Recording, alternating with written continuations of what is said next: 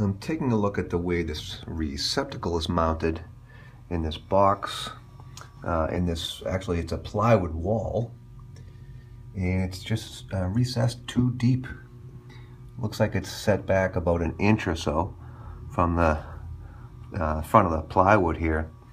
This is a violation of section 314.20. In a wall that is combustible, like wood, the box has to be flush with or project out from the face of this wall. In a wall that's non-combustible, the box would be permitted to be recessed a maximum of 1/4 of an inch. But in any case, this box is not installed correctly. It's recessed too deep, and also there's no cover on this receptacle. So we have a couple violations here. This is Russ LeBlanc, NEC consultant for EC&M magazine.